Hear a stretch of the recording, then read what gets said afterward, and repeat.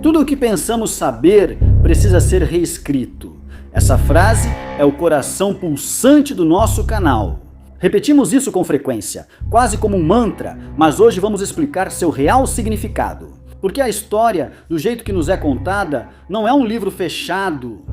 É mais como um manuscrito antigo, cheio de lacunas, rasuras, reescritas arbitrárias. E nós escolhemos folhear essas páginas uma por uma, procurando aquilo que foi esquecido, escondido ou removido. Este canal nasce de uma urgência, a de investigar, de ir além da superfície das coisas. Sabemos que esse caminho não é simples.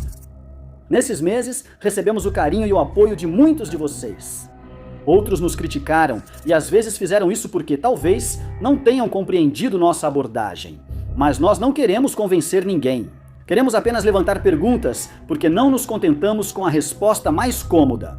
Para nós, uma única pista nunca é um fim em si mesma. Nós a observamos, a decompomos, a conectamos a dezenas de outros sinais e depois a recompomos dentro de um quadro maior.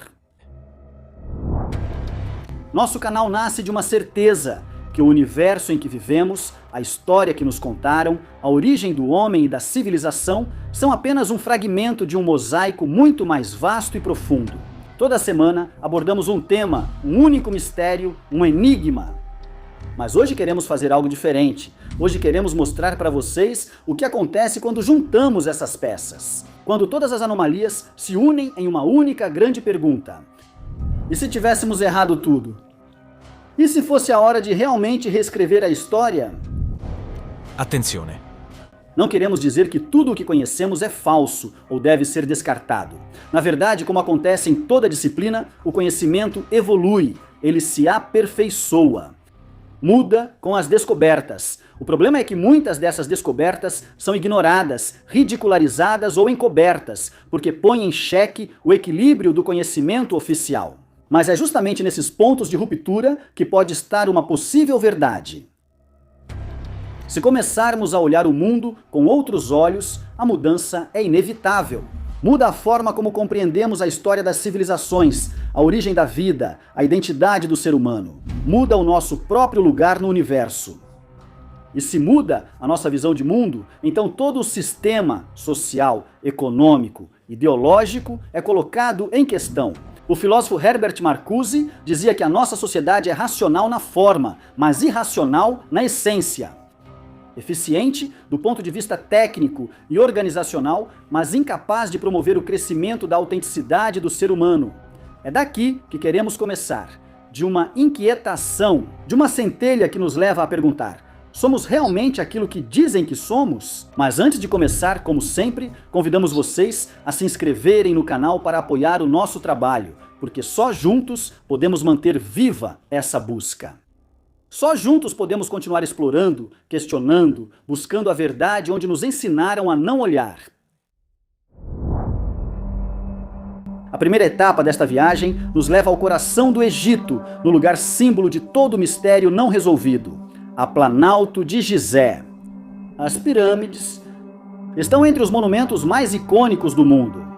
Mas talvez seja justamente por isso que o mistério delas é subestimado, banalizado, confinado ao folclore. E, no entanto, se pararmos para observar de verdade, com olhos livres de preconceitos, percebemos que algo não faz sentido. Nós queremos começar não pelas especulações mais ousadas, mas por um detalhe preciso, concreto, um fragmento de pedra que conta uma história diferente. Estamos falando da pirâmide de Miquerinos, a menor das 3 grandes pirâmides de Gizé.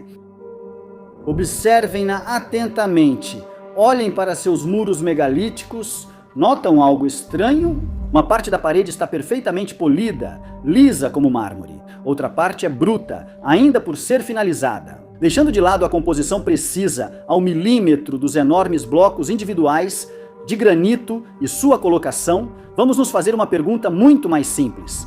Quanto material foi removido para obter aquele polimento superficial? Dezenas de centímetros. E vocês sabem qual seria, segundo a versão oficial, a ferramenta usada para finalizá-la? Areia de quartzo. Sim, vocês entenderam direito.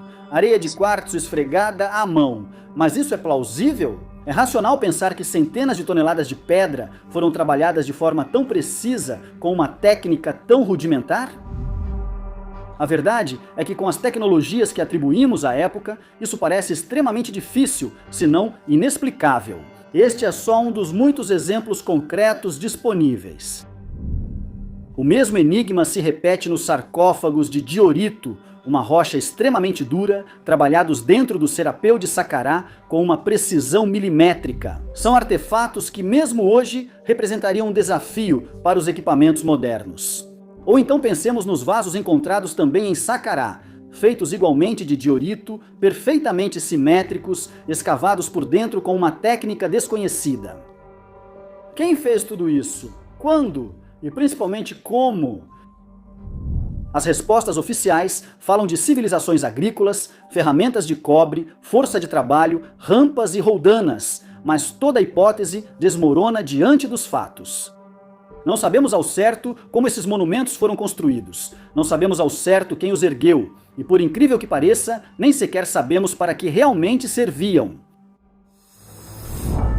A ideia de que as pirâmides são simplesmente túmulos é forçada. Quem diz isso são as evidências arqueológicas, ou melhor, a ausência delas. Nenhum corpo, nenhuma inscrição funerária, nenhuma confirmação concreta. Então por que insistimos em sustentar essa versão? A resposta é simples. Caso contrário, o paradigma desmorona. Porque se essas estruturas não foram construídas pelos egípcios, como os conhecemos, então isso significa que uma civilização anterior, avançada, esquecida, deixou sua marca nessas pedras. Uma civilização com tecnologia além da nossa compreensão atual, que segundo nossa história não deveria existir. E se isso for verdade, então o problema não é mais apenas como. A verdadeira pergunta passa a ser quando? Porque se realmente essas obras remontam a um tempo muito mais remoto, então toda a cronologia da civilização humana precisa ser reescrita do zero. Não é apenas um erro de datação, mas uma falha temporal, uma mensagem na pedra que nos convida a olhar além. É para lá que queremos ir agora. Segundo a narrativa dominante, a história segue um caminho claro. Primeiro o homem primitivo, nômade, dedicado à caça e à coleta.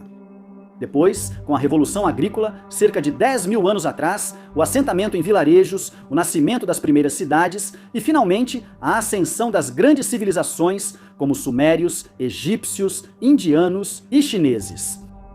Mas esse esquema que estudamos na escola e que nos é repetido em todo lugar tem um defeito. Ele se baseia em uma suposição não comprovada, que a civilização nasceu de baixo, de forma linear, progressiva e lenta. Mas então surge Göbekli Tepe, uma ferida aberta na pele da cronologia oficial.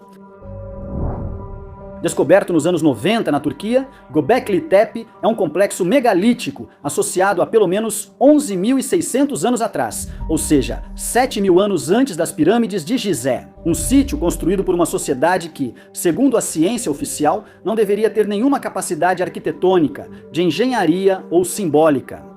Mesmo assim, encontramos colunas megalíticas esculpidas, alinhamentos astronômicos, símbolos religiosos e figuras de animais. E então, o que é Göbekli Tepe?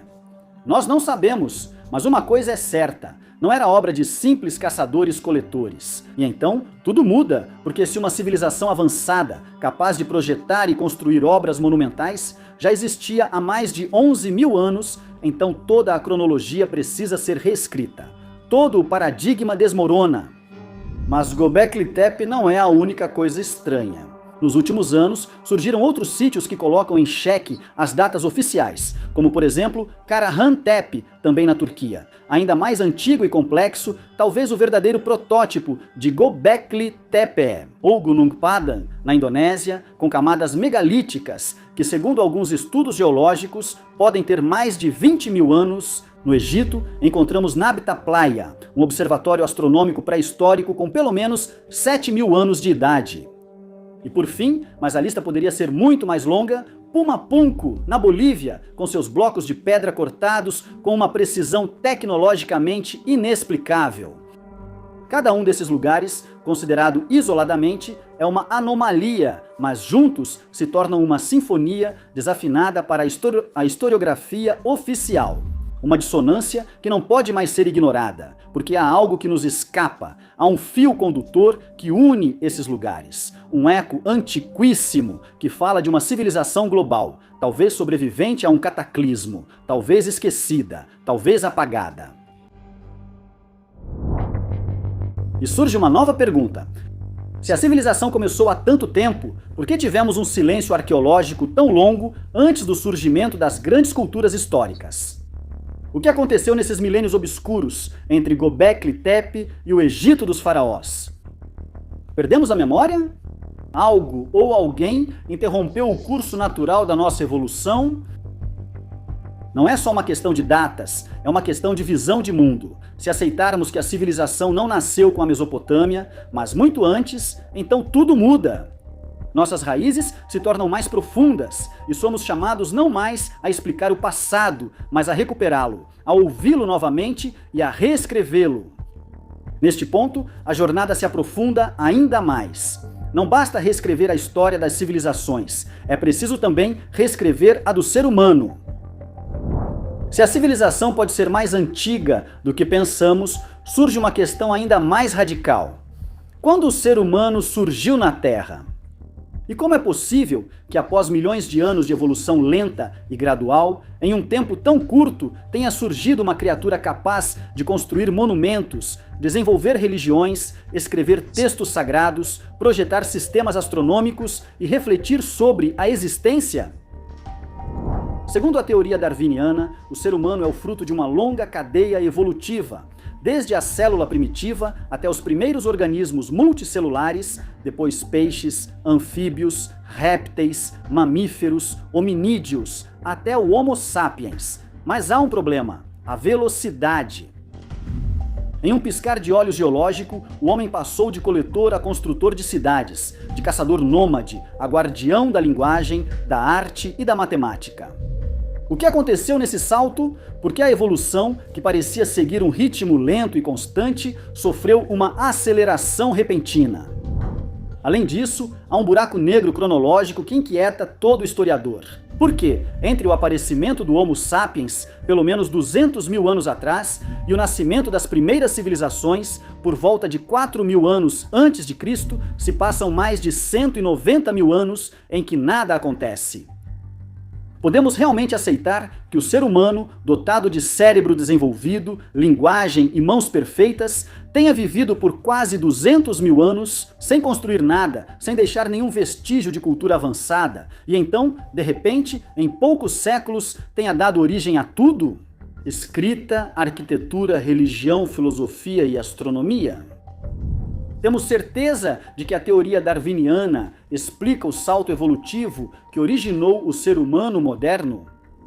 Nossa intenção não é negar Darwin a priori, mas reconhecer, como frequentemente acontece até mesmo nos ambientes acadêmicos mais abertos, que ainda existem limites significativos no modelo evolutivo clássico, especialmente quando se tenta aplicá-lo às fases mais complexas e misteriosas da evolução humana. A teoria da evolução por seleção natural funciona muito bem quando se trata de explicar pequenas adaptações, modificações graduais, transformações de espécies ao longo de milhares de anos. Mas quando nos deparamos com o surgimento repentino da linguagem articulada, da consciência simbólica, da espiritualidade, do pensamento abstrato, a explicação se torna menos sólida, mais especulativa, porque essas características distintivamente humanas parecem ter surgido em um período de tempo extraordinariamente curto, um piscar de olhos na escala do tempo evolutivo. Mesmo para a paleontologia, a narrativa não é linear como muitas vezes nos foi apresentada. Existem numerosos fósseis de hominídeos e alguns mostram características intermediárias entre as espécies, mas a sequência não é contínua nem totalmente clara, e muitas fases ainda permanecem obscuras, com lacunas e são motivo de debate. Não foi encontrado um elo perdido único e indiscutível, mas sim vários fragmentos difíceis de ligar em uma linha evolutiva, coerente e completa. Como dissemos, isso não significa que a teoria da evolução deva ser descartada a priori, Mas, por ser uma hipótese interpretativa e não uma lei universal, devemos ter a coragem de questioná-la quando os dados não preenchem as lacunas. Nesse sentido, a ciência não é um dogma, é um processo, e como todo processo, ela se fortalece não rejeitando a dúvida, mas acolhendo o mistério.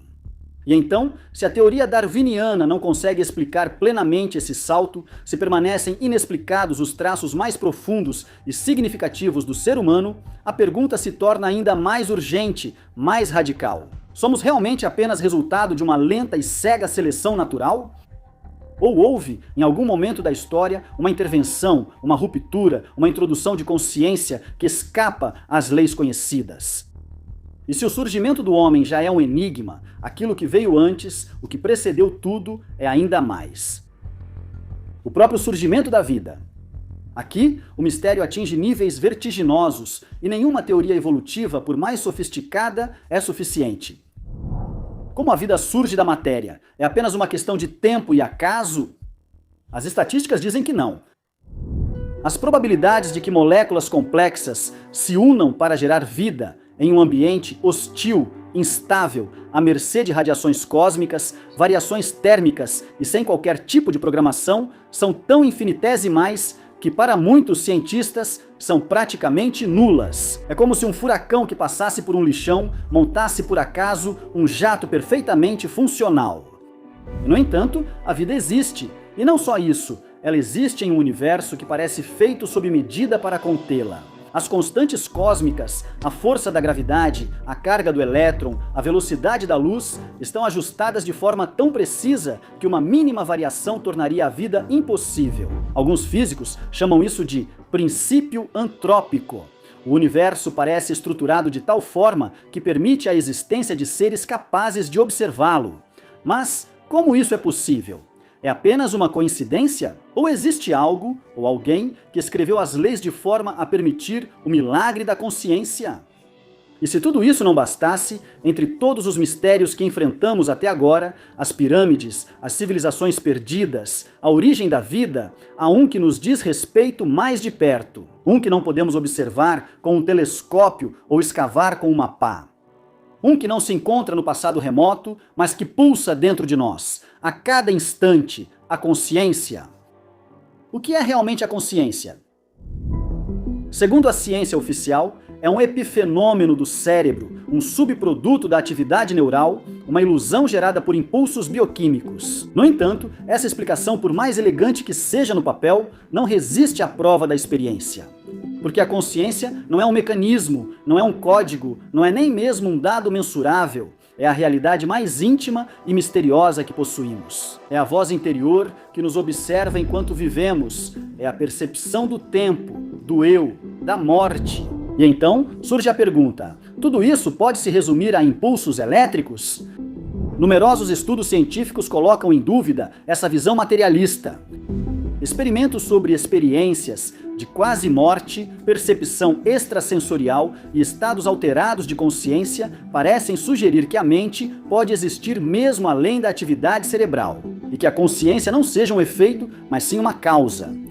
Não um produto, mas uma fonte. Até mesmo físicos e neurocientistas de destaque, como Roger Penrose e Stuart Hameroff, levantam a hipótese de que a consciência seja uma propriedade fundamental do universo, assim como o espaço e o tempo, e que o cérebro não a gera, mas a recebe, como um rádio que capta um sinal. Não é o rádio que produz a música, ele é apenas o meio, e aqui acontece algo extraordinário. Porque essa ideia de que a consciência não é um produto da matéria, mas algo maior, está presente há milênios nas antigas tradições espirituais e religiosas. Os Vedas indianos falam de um Atman, um princípio de consciência eterno e indivisível, que faz parte do Brahman universal. A mística cristã fala da alma como uma centelha divina, que nos conecta a Deus. O budismo ensina que a mente é apenas um véu, e que a consciência é o verdadeiro eu. Até mesmo na Bíblia se fala do espírito soprado por Deus no homem, como elemento que o torna vivo e consciente. Como eles podiam saber disso? Como sociedades pré-científicas podiam intuir algo que hoje está voltando à tona em laboratórios e centros de pesquisa avançados? A consciência, portanto, não é apenas um fenômeno biológico. É a chave. Se existir uma realidade não material, precisamos repensar todo o nosso sistema de pensamento, pois não seríamos mais máquinas perfeitas criadas ao acaso. Somos seres conscientes em um universo consciente, mas se a consciência está conectada a algo maior, então ela também pode estar conectada a algo que está em algum outro lugar. O mistério, como dissemos, está dentro de nós, mas também está acima de nós, ao nosso redor, visível, rastreável, documentado e mesmo assim ignorado. Quantas vezes você ouviu falar de objetos não identificados no céu e imediatamente pensou em algo extravagante, ridículo, folclórico? A cultura dominante nos ensinou a rir do desconhecido, a ridicularizar aquilo que não sabemos explicar. Hoje, a situação mudou. Agora não é mais a testemunha ignorante e crédula, confundindo Vênus com um OVNI, que relata objetos inexplicáveis nos céus. Mas são militares, pilotos, serviços de inteligência e comissões governamentais. Nos últimos anos, os governos dos Estados Unidos, Reino Unido, França, Brasil e outros países desclassificaram dossiês secretos sobre avistamentos inexplicáveis, manobras aerodinâmicas impossíveis, objetos capazes de acelerações instantâneas, mudanças de direção contra as leis da física, ausência de propulsores visíveis. O mistério agora é oficial. E não termina aqui. Porque se os objetos no céu desafiam nossas leis físicas, há algo que desafia ainda mais nossas certezas: a mente humana. Também nesse campo, longe do barulho da mídia, existem décadas de pesquisas oficiais conduzidas por governos, agências de inteligência e institutos militares. Estudos sobre o poder da mente, sobre percepção extrasensorial, visão remota, telepatia, sobre a capacidade da intenção de influenciar a matéria. Um dos exemplos mais impressionantes é o projeto Gateway, um programa da CIA tornado público apenas recentemente, no qual se explora a possibilidade de expandir a consciência através de técnicas de meditação, sincronização cerebral e visualização mental. Segundo documentos, a realidade seria uma ilusão quântica, criada pela consciência, e o tempo não seria linear, mas simultâneo. Parece ficção científica para vocês? No entanto, tudo isso se encaixa perfeitamente com as últimas descobertas da física quântica, onde partículas que interagem à distância parecem se comunicar fora do tempo e do espaço, onde o observador modifica o comportamento da partícula observada, onde a matéria é, no fundo, vazio, organizado por um campo de informação invisível. E então o círculo se fecha, porque se por um lado existem objetos nos céus que escapam à física newtoniana e por outro, experimentos mentais que escapam à neurologia tradicional. Então isso significa que algo, na nossa maneira de interpretar a realidade, está errado. E aqui acontece algo extraordinário, porque quando pegamos tudo isso, os OVNIs, a mente, a física do vácuo, e comparamos com os textos religiosos espirituais antiquíssimos, percebemos que alguém milhares de anos atrás já sabia. É como se a humanidade, em sua parte mais profunda, mais arquetípica, guardasse uma memória esquecida, uma consciência perdida que de vez em quando ressurge como um eco que atravessa milênios. Falamos de consciência, de física quântica, de mente que molda a realidade, e agora vamos nos perguntar: onde já ouvimos tudo isso? A resposta é desconcertante nos textos sagrados. A Bíblia, por exemplo, nos fala de um Deus que disse, e a luz se fez. O som, a vibração primordial que gera a realidade. Exatamente o que as teorias modernas sobre cordas e ressonância quântica começam a sugerir. O próprio Evangelho de João começa com uma afirmação poderosa. No princípio era o verbo, não a matéria, não o átomo, mas a palavra, a consciência criadora. No Rig Veda, texto sagrado da antiga Índia, fala-se de uma consciência universal que permeia tudo e de um ciclo cósmico em que o universo nasce, se desenvolve e se dissolve para depois renascer. É uma visão surpreendentemente semelhante à do universo oscilante, uma das hipóteses cosmológicas mais modernas. No livro de Enoque, bíblico oficial, lemos sobre seres que desceram do céu, portadores de conhecimentos proibidos, capazes de ensinar aos homens astronomia, metalurgia e escrita. Quem eram eles? Deuses? Anjos? ou algo que hoje chamaríamos de outra coisa. Também na tradição suméria encontramos os Anunnaki, seres poderosos vindos das estrelas, criadores do homem através de uma intervenção genética. E ainda o carro de fogo de Ezequiel, a escada de Jacó, que guia Moisés, o olho de Deus, na cosmologia asteca. São todas imagens que parecem descrever experiências de contato, visões celestiais, manifestações de inteligências não humanas. Não são só relatos simbólicos ou mitológicos. Muitos desses textos contêm códigos numéricos, referências astronômicas, descrições cósmicas que hoje finalmente podemos decifrar com as ferramentas da ciência. A pergunta então se torna inquietante: como eles podiam saber disso? Como culturas antigas, sem telescópios, computadores ou aceleradores de partículas, podiam intuir a estrutura vibracional da realidade, a interconexão entre mente e universo, a existência de múltiplos planos do ser? Talvez eles não tenham descoberto isso. Talvez eles se lembrassem. Talvez tivessem contato com uma fonte de conhecimento que hoje esquecemos ou escolhemos ignorar. Talvez a espiritualidade não seja só uma criação cultural nascida da necessidade humana de dar sentido ao desconhecido, mas também um caminho para um conhecimento autêntico, profundo e universal. É aqui que nosso discurso se conecta ao que somos hoje. Porque se até mesmo um dos elementos que analisamos, as pirâmides, Göbekli Tepe, a origem do homem, a consciência, os fenômenos celestes, os textos sagrados, for verdadeiro, então todo o resto desmorona. Desmorona a visão materialista e determinista que aprendemos. Cai o mito do homem como máquina biológica isolada. Desmorona a ideia de que vivemos em um mundo racional, ordenado, explicável em cada detalhe. E em seu lugar se abre um abismo, mas também uma possibilidade. Se a história é mais antiga e complexa, se a consciência é uma dimensão além da matéria, se o universo é calibrado para abrigar a vida, e se as antigas sabedorias guardavam verdades que hoje redescobrimos com nossas tecnologias, então nós não somos aquilo que contamos a nós mesmos que somos. E se não somos, então a nossa sociedade racional, organizada, não é construída para o que realmente somos, mas para aquilo que alguém decidiu que fôssemos. Herbert Marcuse, filósofo da Escola de Frankfurt, dizia que a nossa é uma sociedade racional e irracional ao mesmo tempo. Eficiente, organizada, tecnologicamente avançada, mas completamente disfuncional para a autenticidade do ser humano. Uma máquina perfeita para produzir alienação. Vivemos imersos em um paradigma materialista que reduz o homem a consumidor, a vida a desempenho, a liberdade à escolha de mercado. Mas se cai a ilusão de que somos apenas carne e química, se cai o mito da evolução cega e do progresso linear, então cai também o próprio sentido desta sociedade. Que sentido faz a opressão do homem sobre o homem?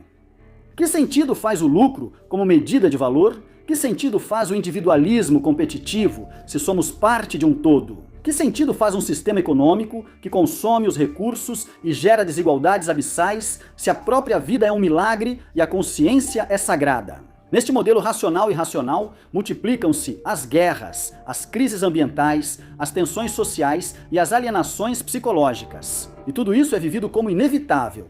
Mas o que acontece se pararmos de acreditar nisso? Se pararmos de aceitar esse estado de coisas como a única possibilidade? E aqui surge outra pergunta, ainda mais inquietante.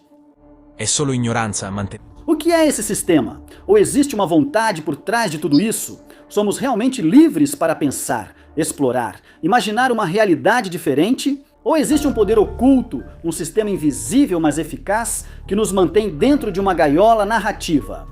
Um poder que sufoca a consciência, como os deuses que puniram, prometeu por ter dado o fogo à humanidade? Um poder que teme o despertar, porque uma humanidade consciente não pode mais ser controlada? E então, tudo o que vimos são rachaduras na narrativa dominante. São sinais. E se os seguirmos, se ousarmos juntá-los, podemos começar a imaginar um novo mundo. Um mundo fundado não no medo e no controle, mas na consciência, no encanto, na interconexão. Um mundo que talvez já esteja escrito dentro de nós. Chegamos ao fim da nossa jornada, mas na verdade este é apenas um novo começo, porque tudo o que exploramos hoje não são peças separadas. são parte de uma única história. Uma história que espera para ser reescrita. E é aqui que entra o nosso canal, que não foi criado apenas para contar curiosidades ou enigmas não resolvidos. Foi criado para oferecer um novo olhar sobre o mundo, uma maneira diferente de observar a realidade, de interpretar o passado, de viver o presente e de imaginar o futuro. U-Story. Nos limites do conhecimento é um laboratório narrativo, um lugar onde a história não é mais uma linha reta, mas um emaranhado complexo, vivo, cheio de ressonâncias. A ciência não é um dogma, mas um campo aberto de possibilidades, onde a espiritualidade não é evasão, mas exploração, e onde o mistério não é um obstáculo, mas um chamado. Vivemos em uma época de grandes transformações, políticas, econômicas, tecnológicas, sociais. Tudo está mudando, e enquanto o mundo busca novas bases, nós nos encontramos diante de uma escolha.